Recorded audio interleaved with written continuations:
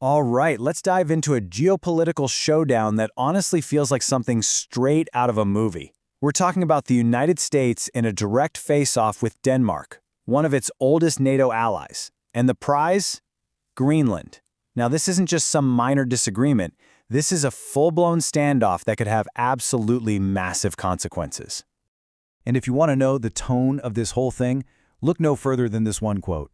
When President Trump was told that Denmark and Greenland were standing together, saying the island is not for sale, his response was just, "That's their problem." Right there, in that one sentence, you know this is not going to be your typical, quiet, backroom negotiation.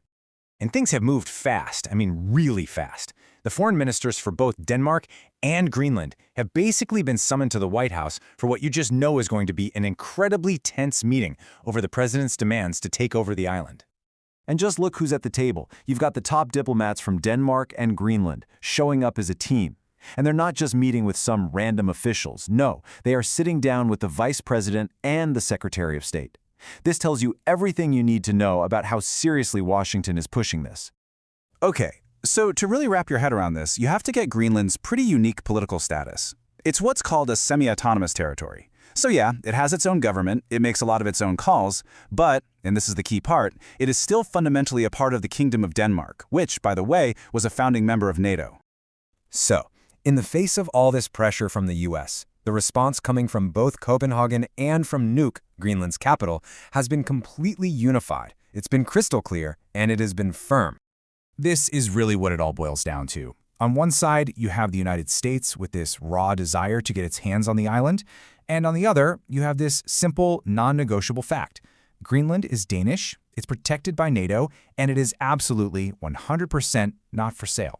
There is just no middle ground here. And to really hammer this point home, Greenland's prime minister was asked if he wanted his own separate meeting with the Americans. He flatly refused. The message couldn't be clearer, right? We walk in together, we walk out together. You are not going to play us against each other. But you got to understand, this is about so much more than just a massive, kind of weird real estate deal. The outcome of this whole thing could send shockwaves way beyond the Arctic. Listen to this quote from a journalist covering the story. He said the security situation in Denmark right now is the most severe it has been since the Second World War.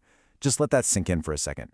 We're talking about a dispute between allies, and it's being put on the same level as the darkest period of modern history.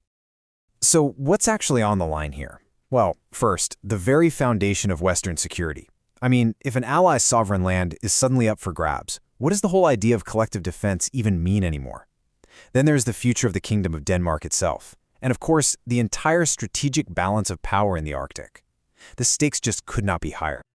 But here's where it gets really complicated, because inside that united front, Greenland is dealing with its own internal dilemma. This American pressure is forcing Greenland to look in the mirror and figure out its own future.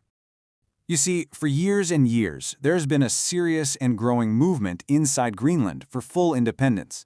A lot of Greenlanders dream of having their own sovereign nation completely separate from Denmark. And that leads to the million-dollar question, doesn't it? What if the US decides to use that dream as leverage? What if they go to Greenland with an economic offer that is just so huge, so unbelievably life-changing, that it's almost impossible to say no to? Could that be the thing that finally tests their loyalty to Denmark and fractures that relationship for good?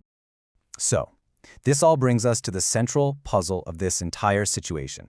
What is really driving the American position here? Is this a problem that can be solved with normal diplomacy, or is it something else entirely? Denmark is basically running the classic diplomatic playbook. They're offering more security cooperation in the Arctic, they're pointing out that they're already spending more on their own military there, and they're even trying to bring in the EU to calm things down. It's all about an appeal to reason and what's best for everyone. And really, this quote says it all. The Danish strategy, their whole hope, is that their very experienced foreign minister can just walk into a room in Washington and speak reason to the Americans. They're betting that logic and common sense are going to win the day. But then there's this other theory, a much darker one, the idea that this has nothing to do with security or cooperation, that at the end of the day, Donald Trump just covets Greenland, that this is personal, and it's not about diplomacy, it's about owning it. And that leaves us with one final and frankly chilling question.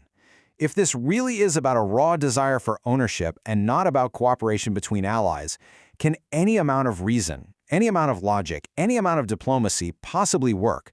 Or are we just watching the old rules of the game get torn up right in front of us? That's the question hanging over everyone right now.